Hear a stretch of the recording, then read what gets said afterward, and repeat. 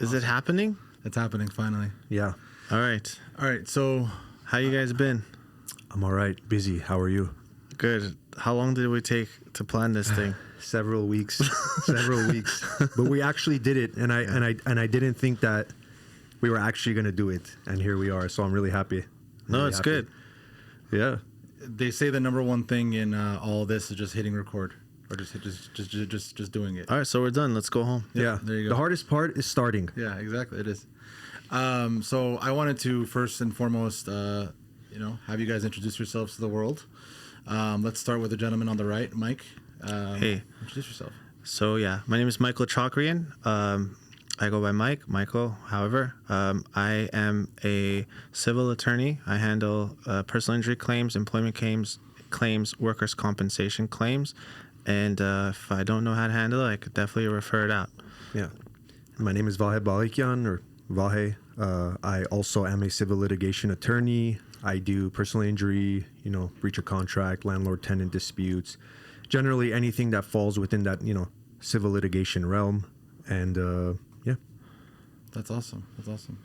I'm assuming both of you guys are swamped with cases right now. For the most part, there can always be more, there could always be less, but for the most part, Yeah, I mean, I'm learning very fast that when you're a one-man operation, it piles on really quick. Yeah, so how about you guys tell us about that too? Like, Mike, what do you do? Where do you work? What type of clients do you take on day to day? Yeah, sure. My firm name is Noble Attorneys. Our office is in Glendale. And we recently opened 3 months ago. And before that, I had another firm which did more or less the same thing. So I've been practicing for around 7 years now, but I'm finally just going off on my own. Awesome. Vahe, what do you do? So I have a spot in Encino, have an office there off Ventura Boulevard. Been open since, I believe, February. So it's been, a short period of time, but nonetheless, it's been great. It's been a great learning experience. I'm also, a solo practitioner in the same vein as Mike. So it's a lot of responsibility, a lot of things that, before I started my own practice, I worked at a trial attorney firm. And, obviously it was a larger operation, paralegal, secretary, other attorneys. So you kind of were able to, focus in on specific tasks and spend time on specific things. If I had to do a motion, I knew I could just focus on that. But, when you're on your own, you realize you're a one-man show. You got to do everything on your own. So, yeah, it's been an adjustment. Yeah. Definitely tougher when you're just by yourself. Yeah. So, this is all the stuff that we want to talk about that's, more introductory and whatnot. I think what people really want to know about you guys is kind of like your hobbies outside of law and like what kind of like gets you going. What type of personality can somebody expect when they call you for your services? Well, let's not forget how this all started. I mean, we go back a long time. Yes. And our roots were very far from law. Yeah. Yeah. Absolutely.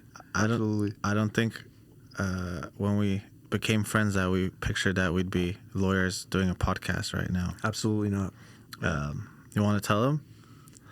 I mean, just to give a brief rundown, I mean, I've known Mike and Sammy for many, many years. I think, I met Sammy when I was 14? Yeah. 15, and I met Mike through Sammy, and we used to be into various different things. I mean, I know all of us in here were into music at one point. Yep.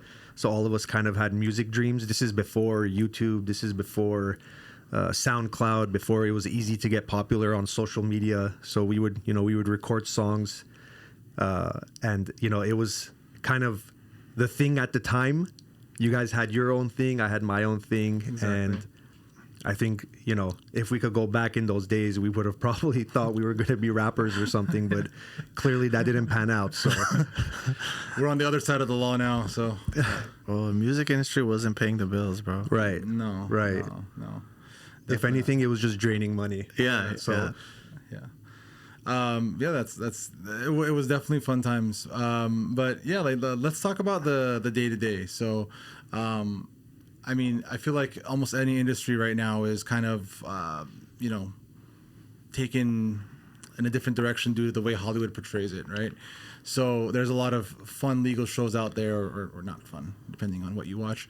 How would you say life as a lawyer compares to like a TV show like Suits, or a TV show like The Lincoln Lawyer, or something like that? Like, how would you? Well, we've talked about it, how unrealistic it is. Yeah. Yeah. Yeah, definitely. I mean, Suits, for example, that's not how conversations go. You don't just talk to someone and then walk right out of the room. They never say goodbye. They never be like, okay, let's talk a little bit later. They just drop a one-liner and then they walk out of the room. I mean, that's not how any legal proceeding or deposition or anything is. I mean, depositions usually take hours, but in the show it's like 3 questions. Yeah. They say, all right, we're done today. Let's go. Let's get out of here. And the one thing that when you brought up depositions, if you watch a lot of those shows, it's kind of like they try to portray these surprise tactics. Yeah. You like somehow got to the deposition and nobody knows what's going on, and you just threw a picture on the desk. Do you want to dismiss this case now or later? And that's not how it works. I mean, you go through written discovery mostly beforehand. People exchange documents, evidence. Everybody kind of has a general idea of what's going on before they get into that actual deposition. So it's, you have a court reporter, you have to do, a lot of procedural things. And by the time you start asking questions, it's definitely not as interesting as it is portrayed on a show like Suits. It's slower. Yeah, absolutely. You don't throw paper on the table and they say like, what the hell is this? Yeah, exactly. Yeah. Well, a couple questions here based on that I think a lot of people have always been wondering. When you're in that situation when you see a lot of these lawyers constantly, do you see them as rivals? Do you see them as kind of like how you would if you were a fan of a sports team and the opposing sports team, or is it more like this guy's just here representing this insurance firm and that's all it is? Like, do you ever get like, I don't want to say close, but do you ever have like a working relationship with opposing counsel ever? It all depends. Okay. And I'll tell you, and it's interesting you brought this up because in your world, and specifically. Specifically in my world, every time I start communicating with opposing counsel, I'm always cordial, I'm always respectful, and I always assess how they're going to approach the situation, because you got to realize everybody's experiences cause them to operate in a different way. There might be a defense attorney who has had nothing but terrible experiences with personal injury attorneys or plaintiff's attorneys. So then the first time, second time, third time, after the 10th time of a terrible experience, they're going to automatically go into that communication guarded. They're automatically going to go in on the wrong foot because they've been exposed to negativity so much. Me, I always take it by a case-by-case basis. There are some cases where I've dealt with opposing counsel who have been nothing but kind, respectful. We both know where we are. We try to resolve the situation and do what's best for both of our clients. Then there's other times where, you're dealing with an attorney who's more aggressive, has a more scorched earth approach to the whole process, and you kind of have to adjust and see, how your approach would fit into this whole situation to not allow yourself to be constantly playing defense or constantly on the fence. You know what I mean? Yeah. I mean, to add to that, bro, you know how many cases I've had where I don't necessarily have to do anything out of the norm, anything extravagant, no over the top, nothing. Just by doing a good job, just being respectful. Yeah. They will value that. I mean, you don't want to be a pushover, so you need to know your stuff. I mean, you can't go in there and expect them to baby you, but as long as you have a good relationship and you are a professional in the sense, I think working with insurance is a lot better. I mean, trust me, there's times where there's no choice, where you have to be an advocate for your client and really press. I mean, pressure is a big part of it. You can't let them waste time. I mean, that's part of their tactics, Yeah. to delay you and waste time. Yeah. So, but what I'm saying is, in those small interactions, if you're not antagonizing them constantly, berating them, I mean, that has its own value too. Yeah. And not only with insurance people. I mean, tell me you haven't gotten this from clients too. And if you talk to a new client, their old attorney or attorneys they've worked with before will be like nightmare stories. And without, just by providing the service that you need to, being kind, listen to their story, being respectful, they'll be like, oh my God, like, you're the best. Right. I really love and trust that I called you, all this stuff. Yeah. But the thing is, like, I'm grateful, but I didn't necessarily do anything crazy to deserve that kind of trust so fast.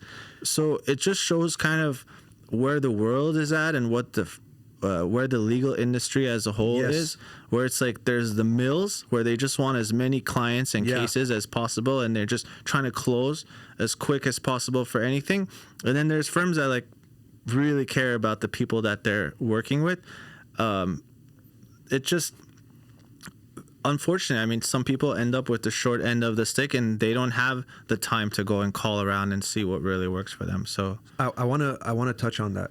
So when people are looking for an attorney, what's the one thing you think they're actually looking for? Because, okay, if you're an attorney, that means you've showed the proficiency to be able to get through law school, to be able to take the bar exam, and to practice law. Yeah. That's beyond dispute.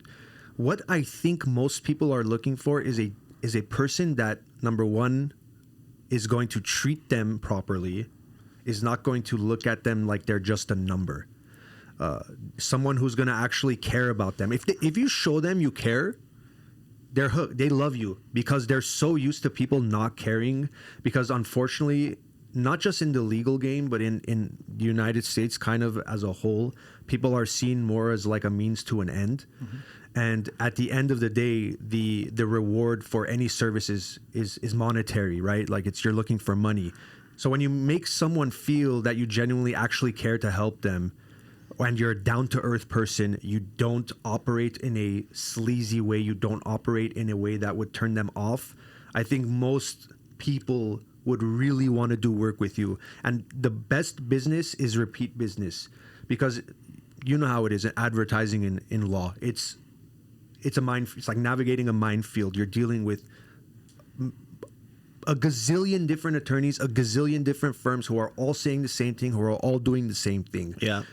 And it comes down to, how can you get more business? The best way is if I help Mike or if I help Sammy, and Sammy says, you know what, I really liked how Vahe helped me. He hears his friend got into a car accident, God forbid. Who's he going to send them to? So yeah, send him to Vahe. Why? Because his experience was good. Yeah. And that's the most important thing.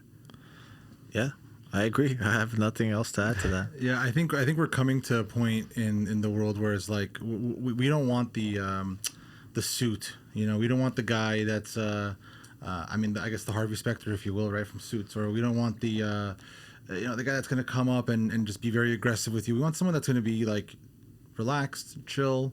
Hey, what's your problem? I'm going to take care of it. I got you. You know, be with you. Kind of like the way I see a lawyer sometimes is like kind of like being like your counselor at the same time as also being, you know, a defender of your situation, right? Yeah, but you don't want to be a slop job either. Right? Well, no, of course not. Yeah. You can't show up in a wife beater and There's limits to that too. Yeah, like, of course. I'm not trying to be everyone's best friend where I feel so comfortable I could, you know, no shave, no gel, like no shower, like just, you know, that would be wild. And I want to.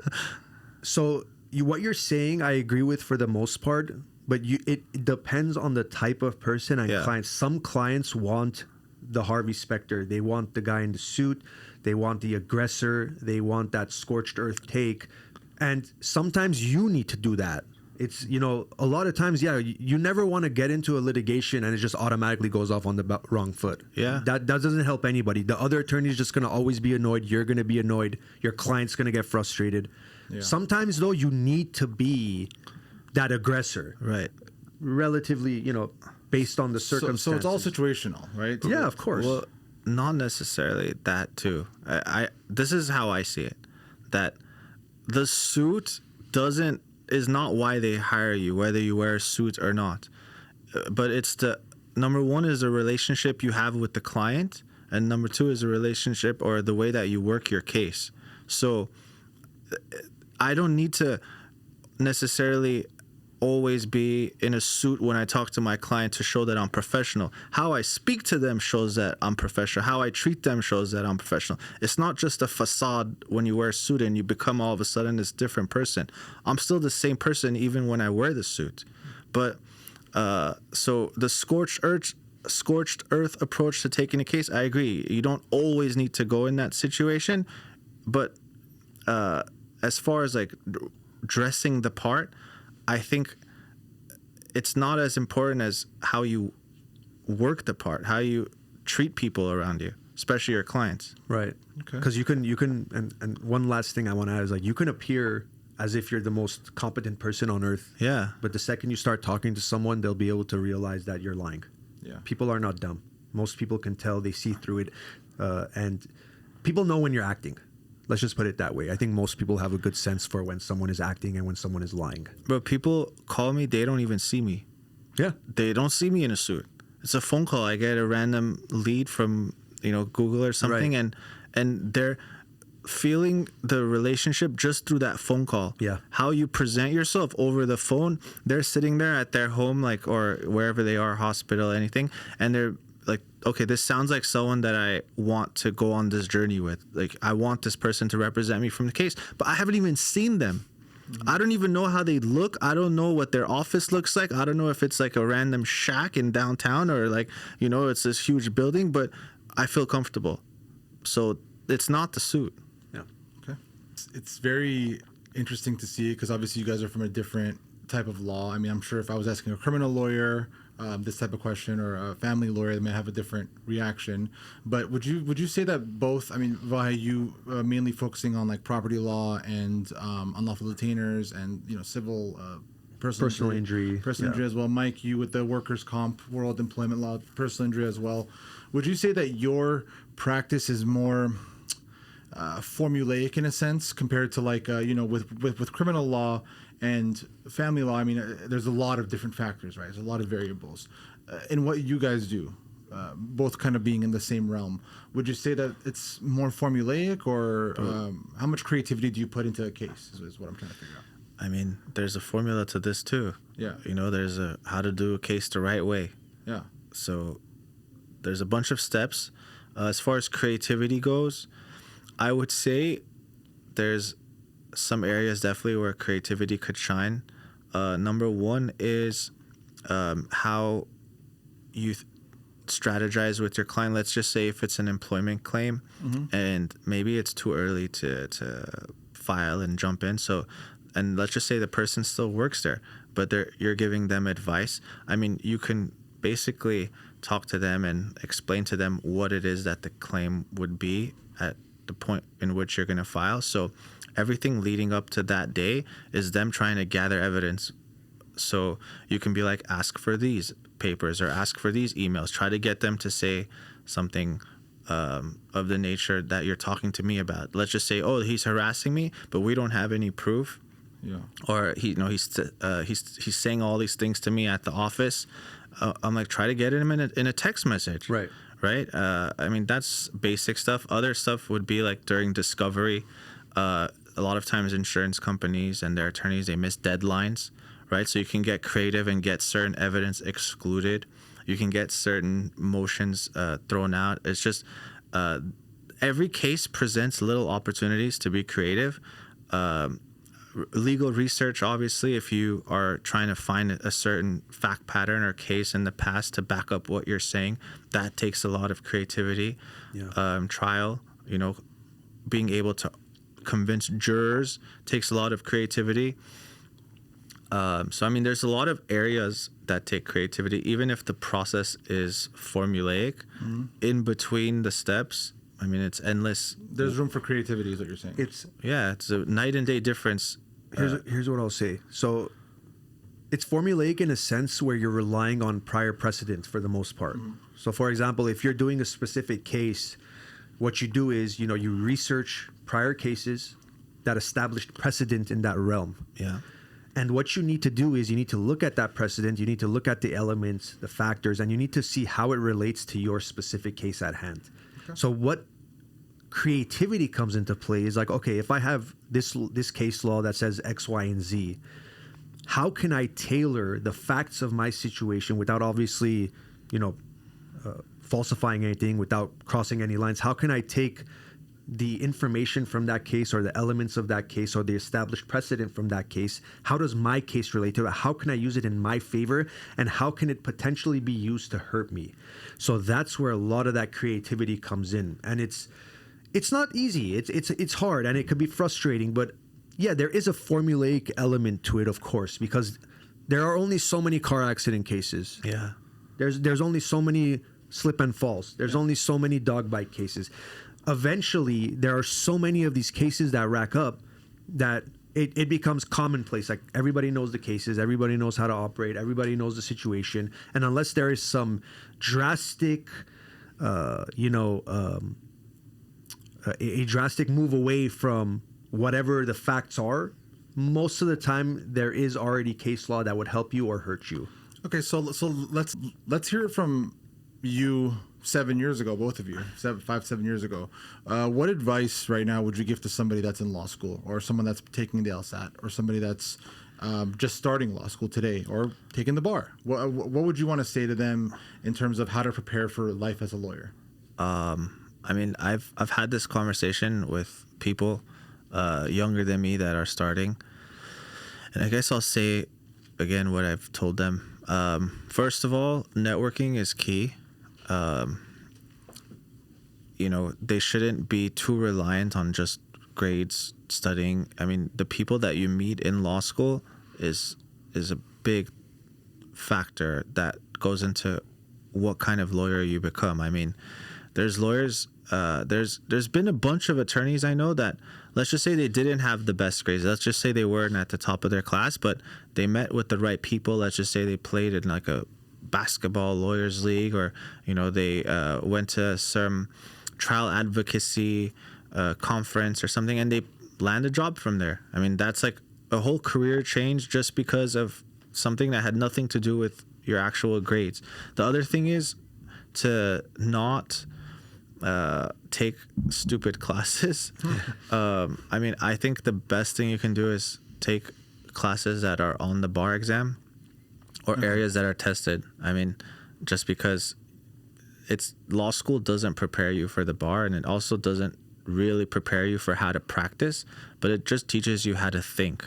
So at some point you're going to need to sit down and study the law, and at some point you're going to also need to make sure that any time you're spending is not wasted. So I would say the most efficient thing to do is take classes that are part of the bar exam. So if you're a second year, defense against the dark arts is a class you probably shouldn't be taking, right? Yeah. But So here's Hogwarts? definitely not. Yeah, definitely not. Okay. So what you need to do, in my opinion, is you need to sit down and actually analyze what your end goal is, right? So some people go to law school and they want to work in big law. That's true. Totally fine. Some people go to law school, they want to work in a medium-sized firm. Some people want to open their own practice. So when you're getting into that, the most important thing to do is sit down and be honest with yourself. Do you want to pursue a big law career? If you want big law, this is what you got to do. You got to make sure you do extremely well on the LSAT. You got to make sure your grades, your bachelor degree, your undergraduate degree, your grades are really high. You got to make sure you do as well as you can on the LSAT, and you want to try to get into the best law school you can. The reason being is because those big corporate law offices or those big law gigs, they're trying to pick, the top students out from the top schools. They're not coming to the lower level schools to find their associates. You got to get in there in one of the summers. You got to do whatever you can to get your foot in the door so they know your name. You got to make an impression. After that, when you finish school, you take the bar, and God willing, you pass the bar, you're the one who's going to be working at those firms. If you don't care about that, like, for example, I never wanted that. That's not for me. I always knew I wanted to open my own firm, and I knew what I wanted to do to get there. That doesn't mean do bad in school. No. That doesn't mean, who cares? But your motivations and what you're trying to do are different. And I'll give you a great example. I have a friend, without naming him, great attorney, very smart, one of the smarter attorneys I've ever met. He went to a lower level California accredited law school. And he did this, and he took on, and this is the most important thing for anyone that's listening, he took on minimum student loans because he knew he didn't want to get into big law. So all he needed to do for him was, I don't need to go to an ABA even accredited school. I'll go to I'm not saying everyone should do this. He went to a California accredited school, he passed, he took the bar, became an attorney, and he worked his way into where he wanted to be without incurring a lot of debt. There are some people who go to XYZ law school that's top ranked who never want to get into these positions, which is fine. But you got to consider the financial ramifications of what you're doing. And that would be my advice. Think about where you really want to be and what would be the most economically responsible and efficient way to get there. Okay. Yeah, I mean, what he's saying is right. It's just hard to do when you're an undergrad kid. A lot of people have no idea, and a lot of people that I've seen go to law school, they don't even make it to the end. Like, I had classmates drop out just because they realized during the process that this ain't it. Second week. Yeah. Like second week, we would look around. I'm like, these people are, because they do whatever they can for some reason. I never agreed with it. Yeah. They do whatever they can to like scare you. This isn't easy. You're not going to have a life. You're not going to do this. You're not going to do that. Yep. But in reality, if you manage your time properly, that's not necessarily true. I mean, everybody's different, of course, but it's really funny you brought that up because a lot of people leave, and not just first week. First semester, first year. I'm saying first year they get kicked out, and it's tough, man. It's really tough, and I my heart goes out to those people because it's not easy to let go of something you've worked so hard to get to. But it's very unfortunately, it's a cutthroat game, and it's messed up. It's messed up. Yeah, I mean, as one of those people, that's true. As one of those people, I remember on the first day they said, "Look to your left and look to your right." Both those people aren't going to be here in a few weeks. How reassuring is that? Yeah. And I was one of them. But aren't you happy you did it? I'm very happy. See, aren't you happy you left? Imagine you stayed in and you were doing something you weren't happy with. Yeah, I'd have to be sitting there right now with you guys. Yeah, exactly. But you are sitting here with us. Well, hey, I'm asking the hard-hitting questions here, No, but I mean, my downfall was thinking I could do patent law without a bachelor's in science. So that's another thing that you have to also know as a lawyer. Yeah. So doing your research is really important for sure in any field, of course. Yeah. What other hard-hitting questions do you have planned? You want another hard-hitting question here? Yeah. As long as it doesn't require us giving any legal advice or breaking down any evidence code, that's all that matters. No. I think we've had a lot of conversation right now about law, and I think so far it's been very good for people that are looking and interested into hearing, seasoned lawyers discuss these things. So let's talk about something a little different here. Okay. What was your escape in law school, Mike? Because everyone says, "Oh, you're not gonna have time to do anything. You're basically gonna be in front of a book all day." Like, what did you do to escape from all that?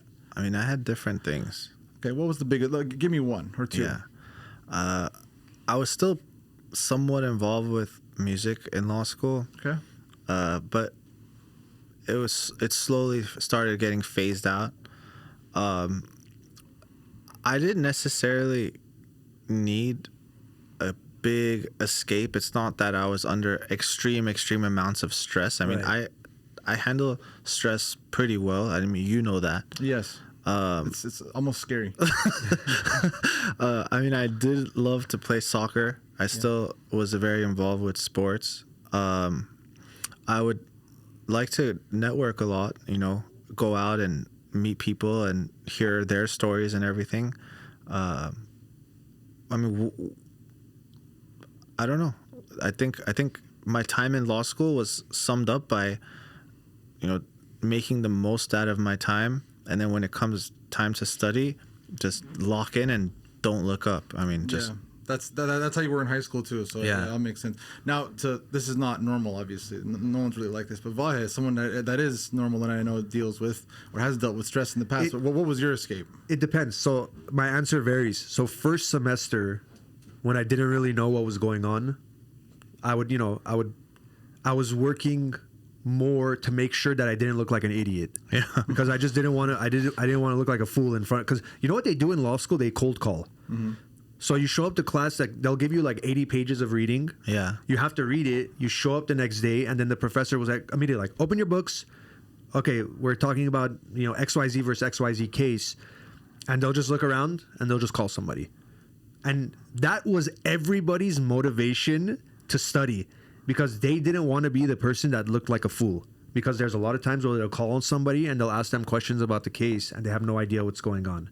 So I think what the embarrassment, the secondhand embarrassment did is force you to kind of, okay, I don't want to be that person. Let me make sure I'm ready, which is great because it actually made me, force myself in some ways to make, because studying in grad school and for like a professional degree is different than studying in undergrad. It's not the same thing. Let's be honest.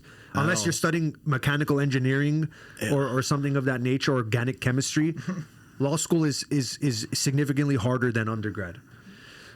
So first semester, there was a little bit of stress, but after a while I started realizing like there's ways to do this and manage my time. I was never that person that was in the library till 11 p.m. I'm gonna be honest.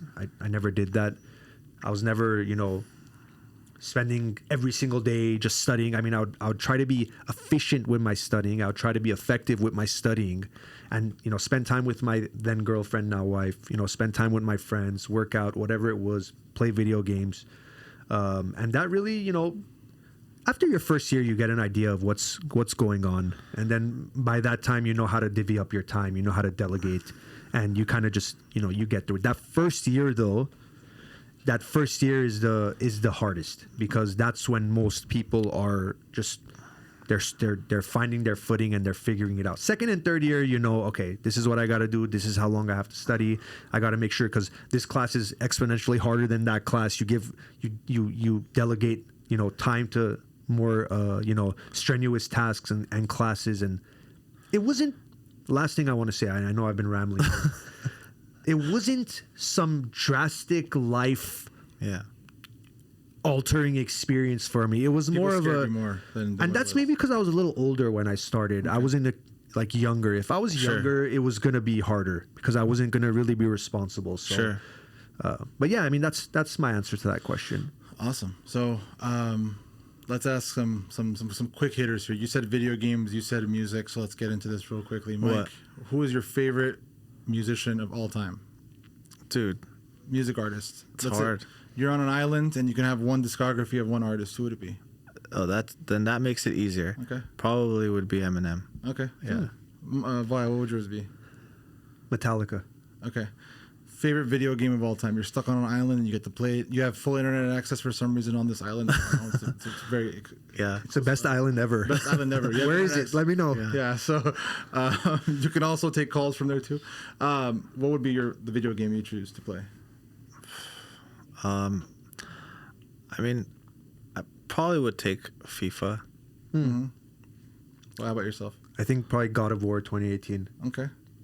You just replay. I mean, it there's a lot of games I love, obviously. Yeah, but something you want to replay constantly. Yeah. I guess that's something you can replay constantly too. Okay. You can never get old of all the angry messages that you get sent when you play FIFA. Yeah. So, and especially when you tell them you're on a deserted island with no responsibilities and they a say, big screen and good. FIFA was so different back in the day. It was, So let's say opposing counsel said, hey, rather than fighting for this case, let's play a game of FIFA.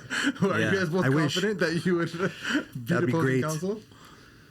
Yeah. It's funny, unless it was one of my friends who's also an insurance. He's an insurance defense attorney, and he'll know who he is if he hears this. But we would always play FIFA, and he 1-1, 2-1, frustrating matches, extra time penalties. So definitely not him, but anyone else, no problem. Nice. Okay, let's stay on the topic of soccer. Messi or Ronaldo? I'm a Messi guy now. Okay. Yeah. Why now? I wasn't convinced until the World Cup, but he stepped up in a way that it was one of the best performances I've ever seen. Ronaldo.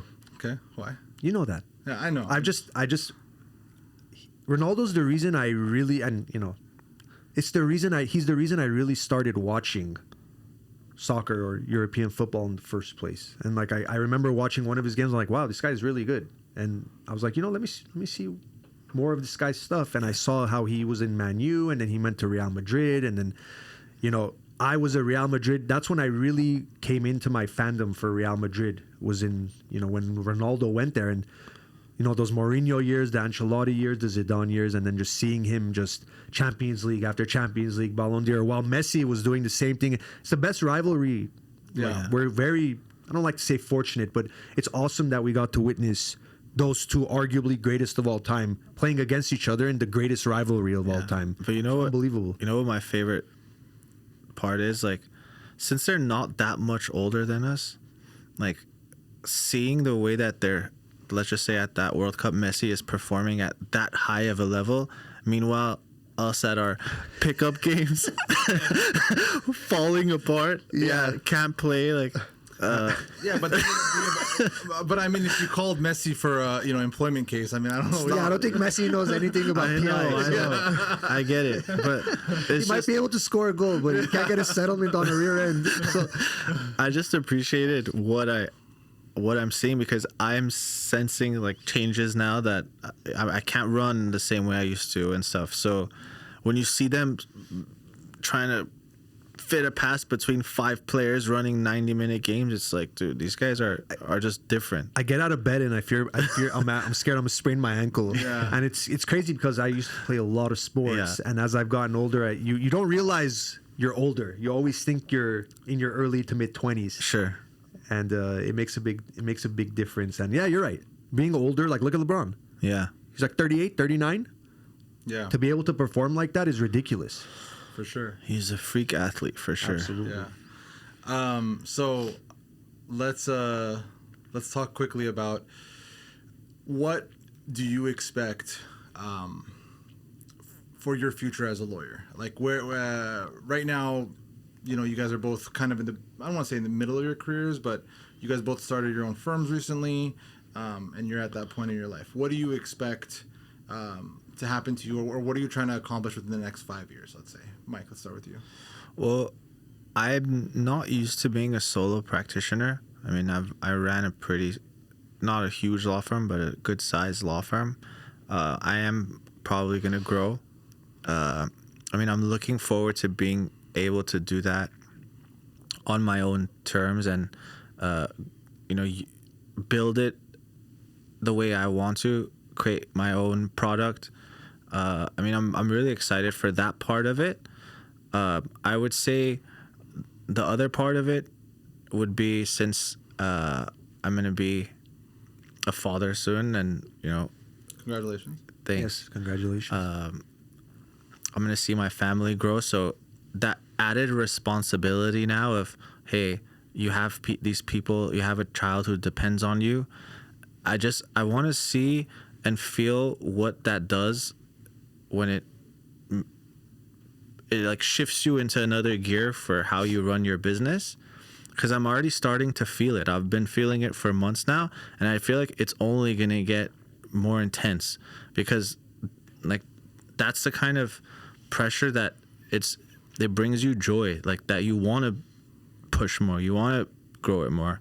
So if your question is what I'm excited for, it's to see what that product is at the end once I put all that effort into it. Okay. Yeah, growing. It's but doing it responsibly. Okay. I've learned through either the places I've worked or people that I know that if you're gonna do it, don't do it just to do it. Do it the right way. Focus on the things that matter. Grow responsibly so that you're providing the same service and you're able to take it on. So if I have, say, for example, 30 clients, and then I out of nowhere as a solo practitioner take on another 100 clients, I'm not going to be able to by myself, and that's just a fact, provide them the same representation, right? Yep. So it depends on how many clients you're working with. Yeah, as the firm grows, you hire more, things change, but same thing with Mike, like grow responsibly. And, I already have my daughter. I started my firm, after my daughter was born. So it was, it's a lot of pressure. Yeah. It is. And in general, being an attorney is stressful. But, obviously with that added responsibility, it's you got to learn how to balance that. And for me, to be honest with you, work is important, but our generation of dads is different from the previous.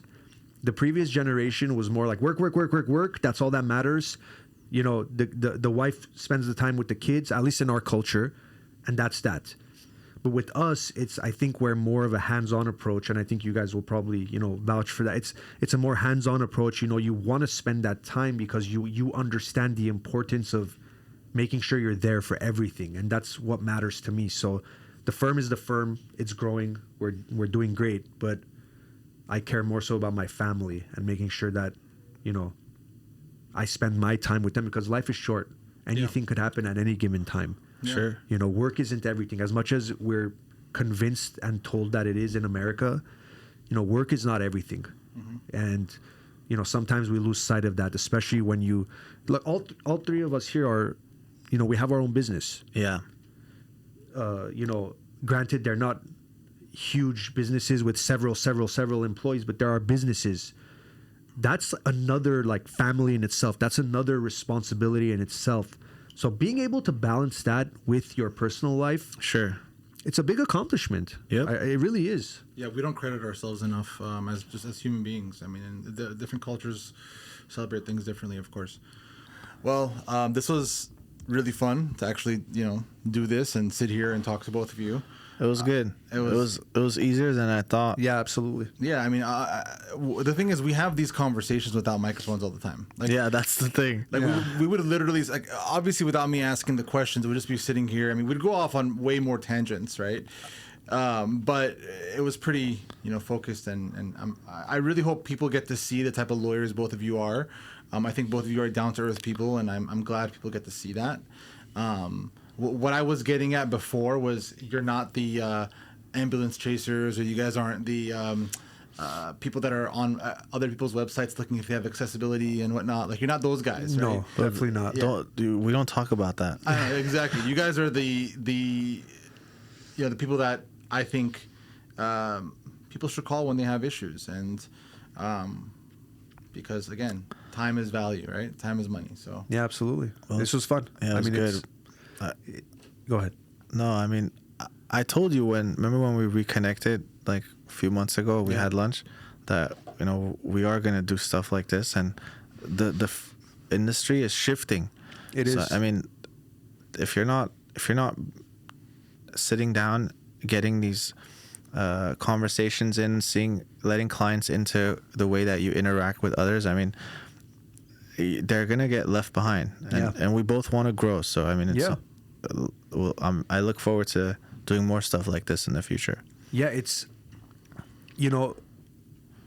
a lot of the legal marketing now is how to just capture attention quick. Yeah.